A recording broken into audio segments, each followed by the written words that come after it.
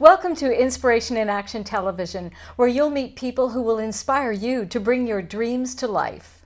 Our guest is Leslie Ann Barrett. She is a stylist, makeup artist, also known as the beauty bartender, because she does dispense some of the finest advice on how to style your body, on how to use makeup, on how to keep it simple and look pretty sassy at the same time. So I wanted to talk to you, Leslie Ann, about beauty. You know, I think women today really get their information from the wrong place. They see in magazines, they see on television what they think beauty is all about. It's really just one definition, and it's a marketer's definition. It has very little to do with reality. So let's talk about the definition of beauty and where we should be focusing to find it. Well, I think things are changing. I think throughout the ages we've had that sort of that iconic beauty each decade, that type of thing. I mean, now more than ever we have everything available to us. Our personal devices, our television in particular, our magazines.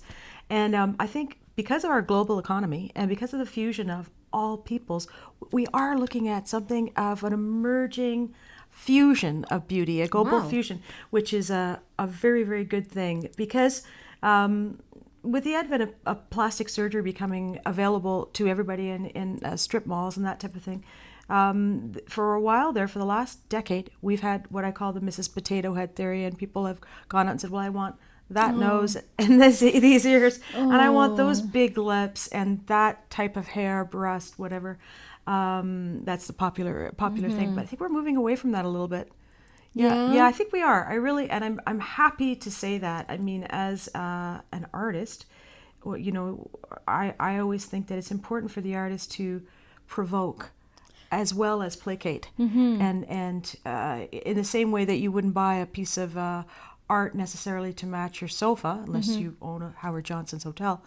I think it's important for us as women to look at ourselves as who we are, for the differences, for the things that are not standard.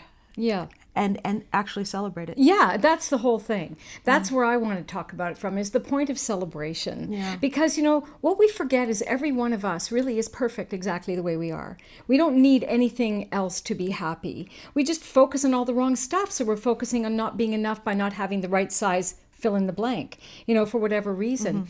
And I think if we start to shift that focus onto what are our assets, what can we highlight, what can we celebrate ourselves that makes us unique? For example, your beautiful hair, I think is so beautiful. And it's something, growing up, you probably complained about a lot, right? Oh, my hair, I can't do anything with it. My poor mother didn't know what to do with it. She was very similar in looks to you, and she just picked it up and cut it. So I always looked like a boy until about 17. Until you figured it out. Until I kind of grew in certain other areas. But I think it's really important to find that whatever that is in yourself. I mean, if you look at people who have become superstars over the years, and they have become our beauty icons. Right. It's really because they've become a super version of themselves, right? I mean, you have the mole of Marilyn Monroe, right? Okay, which she accentuated. I mean, if you think about the great beauties over the past, like Cleopatra, all of these women. Barbara Streisand, beautiful example.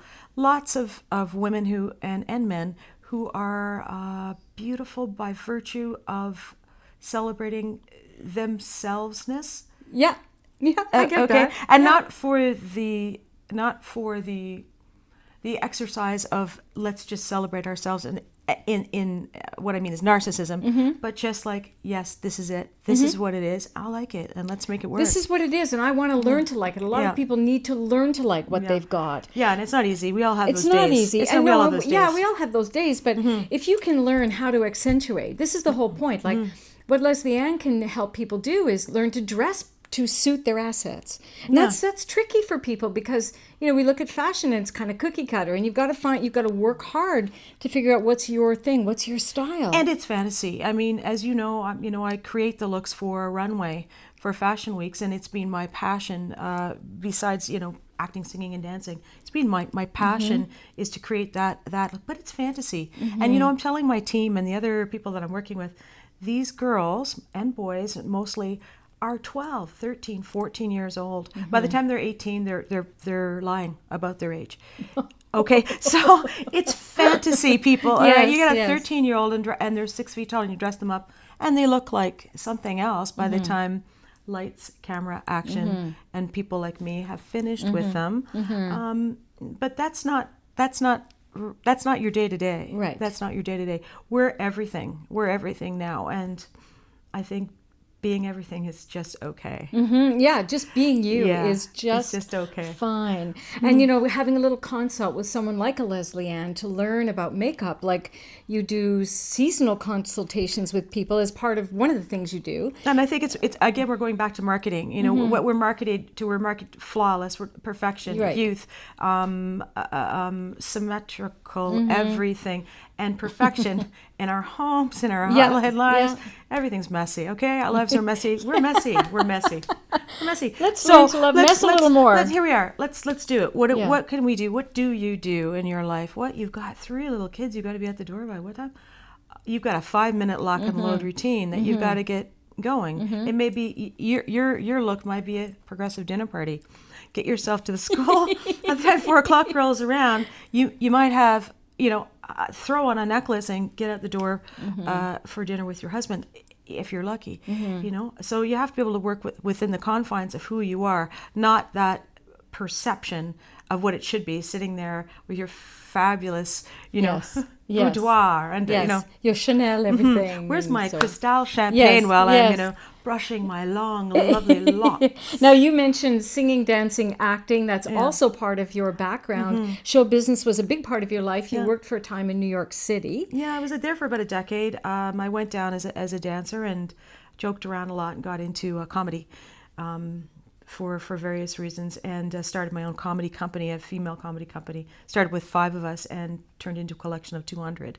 Women, and which was a very progressive place for artists, production people, writers, all sorts of people to blossom. And a lot came out of it. I had a double lead on a television show as well, comedy also. And I really enjoyed that part of my life. But I gave that up to come here because at this time I had a young daughter. I sent her here. And your family, your parents? My family at this time were here and had homes here, and I thought it would be a better place to be a single mom. So I gave that up, but I gained a lot more, And it takes a lot of courage to give that up to it was hard. Something else. It was hard. Sure. I was in the Black Book of Styles in New York. I had a television show. I had I was at the top of my game, so to speak. But I've come to Ottawa and found a beautiful environment where people are themselves and they do celebrate themselves, and there's not a lot of fanfare and posing here for the most part. And of course there's Fashion Week. And then there's Fashion Week. It's all about that. Pull out the stops for Fashion Week. Pull it out.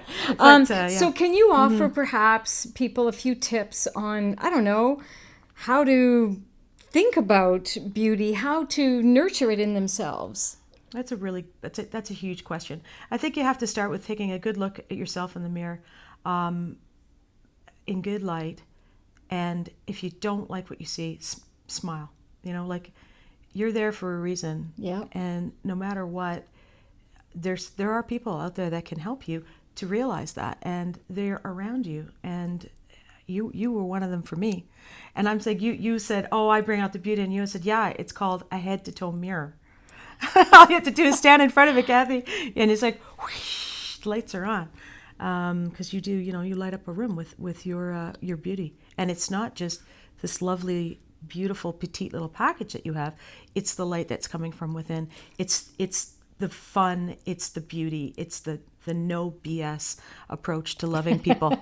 Well, it's the work that I'm trying to help other people get to also. Yeah. Shining a light on people's magnificence is your role, to help them see their beauty, and it's also mine. Because I think focusing on our beauty really starts on the inside, getting the fact that we already have everything we need to be happy. So being grateful for whatever gifts you have been given and focusing there, starting with that. So if you ever need to be styled, or you want a makeup consultation, or you just want to do a runway walk, check out the beauty bartender, Leslie Ann Barrett. Thank you so much for joining us. Thank you very much, Kathy. Thank you.